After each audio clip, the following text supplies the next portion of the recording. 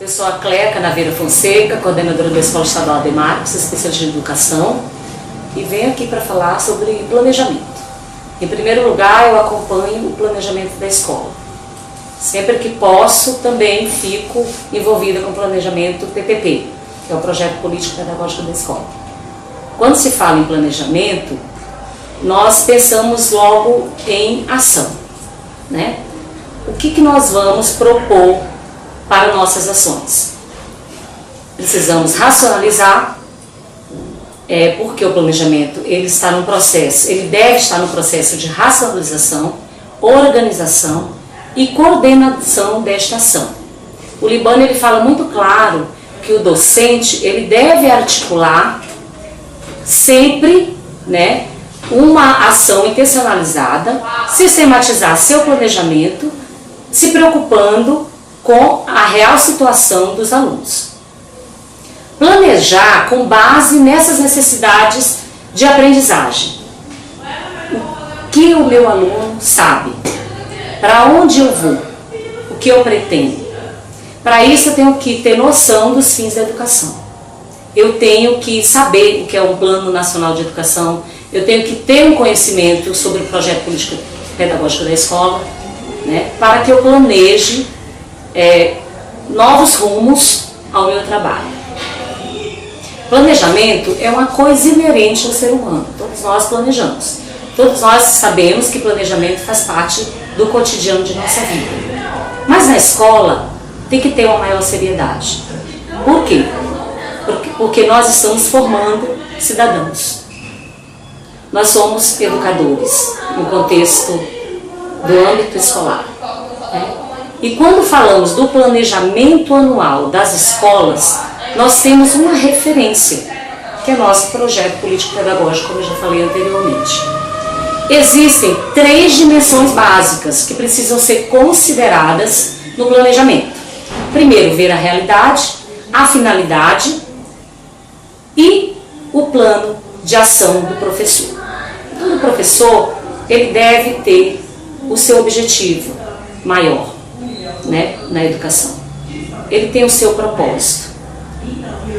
Planejamento é algo que eu vejo como rumo ao que você deseja. Por isso é importante antecipar suas ações. E o planejamento é isso. Você sempre tem que estar antecipando ações para melhorar o teu desempenho em sala de aula e para que o aluno adquira conhecimentos. Esses conhecimentos são os conhecimentos científicos, que a gente sabe que são essenciais na vida de todo ser humano, até para mais tarde ele ter condições de enfrentar o mercado de trabalho e também saber dos seus direitos, seus deveres na sociedade e participar dela e até mudar, né, a sua vida. Embora o professor tenha dificuldade ainda de elaborar seu planejamento, a coordenação ela deve assessorar, acompanhar, interferir, né, com sugestões para que o professor melhore o seu fazer pedagógico em sala de aula.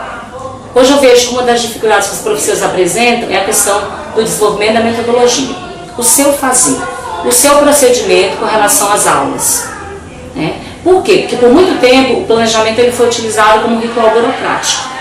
Ele deve ser apresentado na escola, né? Muitas vezes ele era colocado nas gavetas, nos armários, menos na pasta do professor diariamente. O professor utilizava aquele planejamento de forma simplesmente burocrática. Ele fazia um plano de aula, mas aquele plano de aula ele não estava preocupado com o PPP, né, com os objetivos dos fins da educação. Então, sempre ficava falho, fragmentado. Hoje nós temos os parâmetros curriculares nacionais, o referencial curricular do Estado, que nos ajuda bastante com relação ao direcionamento do nosso fazer pedagógico. Temos que ter conteúdo, sim, mas temos que nos preocupar com a nossa prática. Os conteúdos são primordiais para direcionarmos a nossa metodologia, né? Os objetivos que hoje eles estão traçados como habilidades e competências, né? Antigamente era o objetivo geral, objetivos específicos que existiam nos planejamentos. Hoje não. Hoje nós trabalhamos em cima de competências e habilidades. E nós temos que nos preocupar né, como está nosso aluno, fazer um diagnóstico, conhecer nossa turma, conhecer a clientela que nós recebemos na nossa comunidade escolar, para nós iniciarmos e fazermos nosso planejamento, de fato. Quando nós falamos no processo de ensino-aprendizagem, estamos falando de algo muito sério, que precisa ser planejado com qualidade e intencionalidade. Todo planejamento deve ser intencional. Você tem que sonhar, você tem que ter uma utopia, você tem que desejar algo bom para o seu aluno. Ele é um guia, ele tem a função de orientar a sua prática, partindo da própria prática, portanto não pode ser um documento rígido e absoluto. Ele tem que ser repensado, refletido, por isso ele deve ser racionalizado, né? Deve ter uma racionalização. Para isso ele tem que ter reflexão, ação e reflexão o tempo inteiro.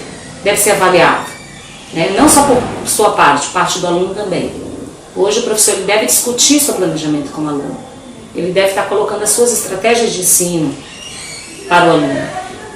E os comandos corretos, os combinados, para que de fato ele exerça na sala de aula a sua autonomia, mas que ele respeite também o aluno na sua autonomia. Planejar com bases em necessidades reais é isso. É você também reconhecer que o aluno pode participar do seu planejamento. O planejamento participativo é hoje atual, o PPP, porque ele é participativo. Ele é um planejamento democrático, deve ser ouvido toda a comunidade escolar.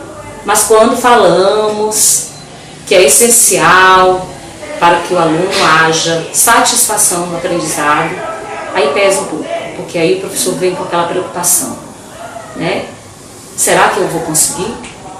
Será que eu vou conseguir que meu aluno aprenda todos os conteúdos que estão traçados no referencial? Então há uma preocupação. Então o ato de planejar faz parte da história do ser humano. Nós somos preocupados com o planejamento.